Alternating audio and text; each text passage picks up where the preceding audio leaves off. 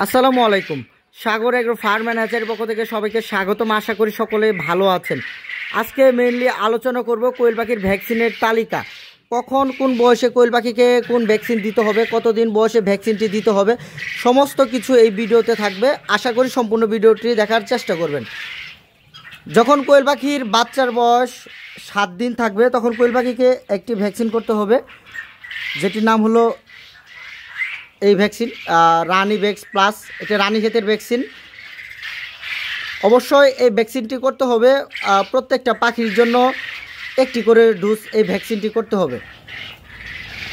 যদি খামারে পাখি থাকে 500 পিস তাহলে 500 ডোজের একটি ভ্যাকসিন কোয়েল পাখিকে দিতে হবে। এর পরবর্তী যে ভ্যাকসিনটি করতে হবে সেটি হলো এই যে এটা হলো গাম্বুরু ভ্যাকসিন। এই ভ্যাকসিনটি করতে হবে কোয়েল পাখির বয়স যখন 11 থেকে 12 দিন, তখন এই গাম্বুরু ভ্যাকসিনটি করবেন। প্রত্যেকটি পাখির জন্য একটি করে ডোজ ভ্যাকসিন করতে হবে। 500 পাখি থাকলে 500 ডোজের ভ্যাকসিনটি করতে হবে। এবং পরবর্তী যে ভ্যাকসিনটি হলো সেটি হলো 23 বা 24 দিনে। পরবর্তী ভ্যাকসিনটি হলো রানিভেক্স প্লাস বেড বুস্টার। এটি হলো রানীক্ষেতের বুস্টার ডোজ। এই ভ্যাকসিনটি করতে হবে 21 থেকে 24 দিন বয়সে। এই 22 দিন বা 24 দিন বয়সের পর কোয়েল পাখিকে রানীক্ষেতের বুস্টার ডোজটি করার পর এর পরবর্তী 30 দিন পর, মানে যখন কোয়েল পাখির বয়স 55 থেকে 60 দিন হয়ে যাবে, তখন আরেকটি কোয়েল পাখির ভ্যাকসিন করতে হবে। এই প্রথমে যে ভ্যাকসিনটি কোয়েল পাখিকে করেছিলাম, এই যে রানিভেক্স প্লাস বেড ইনিশিয়াল, এটি হলো রানীক্ষেত সাথে বঙ্করাইটিসের ভ্যাকসিন।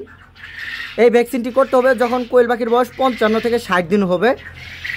এর পরবর্তীতে যখন আবার কোয়েল পাখির বয়স 90 দিন হবে তখন কোয়েল পাখিকে আরেকটি ভ্যাকসিন করতে হবে, সেটি হলো যে রানিভেক্স প্লাস। এটি রানীক্ষেতের বুস্টার ডোজ। একবার করবেন ইনিশিয়াল, একবার করবেন বুস্টার। ভ্যাকসিনটি করার পর অবশ্যই আপনাদের মনে রাখতে হবে দুইটি ভ্যাকসিন দুই রকম। একবার যদি বুস্টার করেন পরবর্তীতে করবেন ইনিশিয়াল।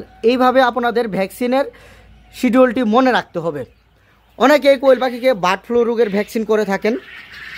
আপনারা চাইলে বার্ড ফ্লু রোগের ভ্যাকসিন করতে পারেন, কোনো সমস্যা নেই। আর যদি কেউ বার্ড ফ্লু রোগের ভ্যাকসিন করতে না চান সেক্ষেত্রে অবশ্যই আপনাকে রানীক্ষেতের যে ভ্যাকসিনগুলো রয়েছে সেই ভ্যাকসিনগুলো করতেই হবে। কারণ যদি রানীক্ষেতের ভ্যাকসিন করা থাকে, কোয়েল পাখির যদি কখনো রোগ চলে আসে তাহলে অল্প পরিমাণ মেডিসিন কোয়েল পাখিকে দিলেই ইনশাল্লাহ কোয়েল পাখিগুলো সুস্থ হয়ে যাবে। আর কোয়েল পাখি পালনের ক্ষেত্রে ভ্যাকসিনের কোনো বিকল্প রাস্তা নেই, অবশ্যই ভ্যাকসিন করতেই হবে। আজকে এই পর্যন্তই। কোয়েল পাখি পালন বিষয়ক বিভিন্ন ধরনের তথ্য বা পরামর্শ এই চ্যানেলে পেয়ে যাবেন। আশা করি আমার ভিডিওগুলো ফলো করলে অন্য কোনো খামারের কাছ থেকে কোনোরকম কোনো পরামর্শ নিতে হবে না। আর যারা ইউটিউব থেকে আমার ভিডিওটি দেখছেন দয়া করে আমার চ্যানেলটি সাবস্ক্রাইব করবেন, এবং যারা ফেসবুক পেজ থেকে আমার ভিডিওটি দেখছেন দয়া করে আমার পেজটি ফলো দিয়ে দিবেন। আজকে এই পর্যন্তই। সকলেই ভালো থাকবেন, সকলে সুস্বাস্থ্য কামনা করে আজকে ভিডিওটি আমি এখানে শেষ করছি। আসসালামু আলাইকুম।